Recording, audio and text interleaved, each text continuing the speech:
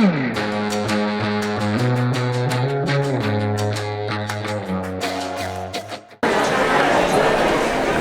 right, so we're here at the Homesteading Life Conference. We've got a packed house. Lots and lots of people out, all here to learn about homesteading from lots of great speakers. So it looks like it's going to be a good time.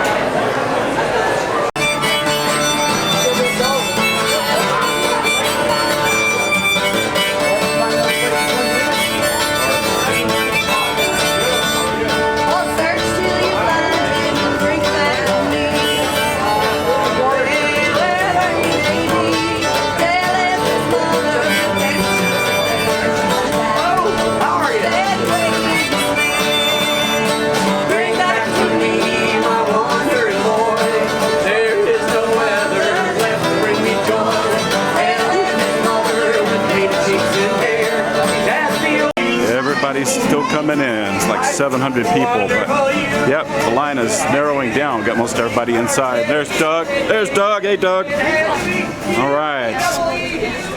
Everybody making their way in. Looking good. Getting ready to start this party. And they don't. Bogus. Nope, they do not come. Yeah, we have the same issue where we are. Is that right? The same problem, and we've grown microgreens, and we just throw them away. I know. Yeah, marketing. We have a website. Yep. People come to the farm, which is close enough to town. Nice. People want the convenience. If it's not in a grocery store, Right. they won't go. Oh yeah, You're so right. Certified organic. We see that. Yep, you're so right. Yeah, it's it's the hardest thing. It really is. It is, definitely. And then CSAs, and then they get into guidelines and restrictions, and some of them want to be real strict. And yeah, it's security on the homestead. So after you do your security, then you build your compost pile. I'm David the Good. Today I'm going to talk about extreme composting. Now that sounds like what you would do after you start with your basic composting. Right, you move on to extreme composting, you do composting 101. But honestly, all of composting in nature runs the gamut from just grass falling on the ground, all the way to large animals dying and falling on the ground, which people would call extreme, right? If you went down to your local extension office and said, hey, I want to compost a moose, they'd be like, that's dangerous. And you're like, well, look I don't know if the condo community is cool with it, but I've got this space. I'm here to learn how to camp. Canned chicken. Okay, so today, how many of you guys have never processed a chicken before, ever? Okay. And how many have seen it processed before? Okay. All right, so yesterday, did anyone come yesterday to Jody's? Yes. And I was saying there's a lot of different ways of doing it. Everyone's going to have their different ways. I learned actually from this Amish man who was just wonderful at just how he taught me to do it. It was very interesting. The first time I ever learned, it was on this old rusty bucket. He just went ahead and, and he told me about it, about the different parts of his body and all this stuff. And then since then, I was friends with a lot of Amish families, and basically I would go over there when it was chicken processing day, so I got used to doing lots and lots of chickens, and that's how I got used to doing chicken. My banneton, which I did not bring with me, but it's a bowl with some beautiful violets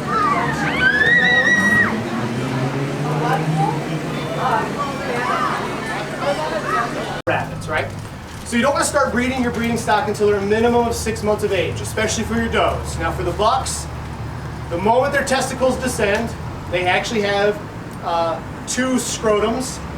And they can operate them independently.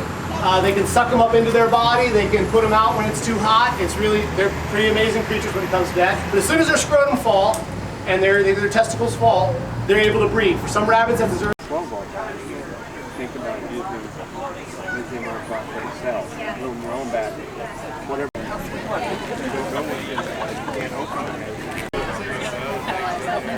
Yeah, thanks for stopping in. I'm glad that you guys got acquainted with structure.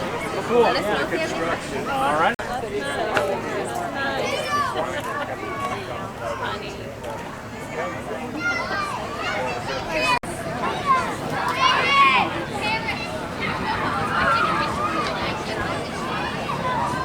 I'm gonna send you a message.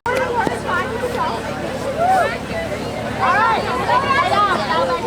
Take him up.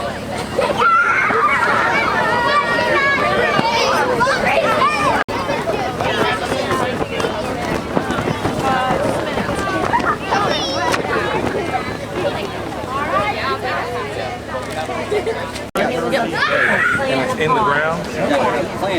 Yeah, you can take.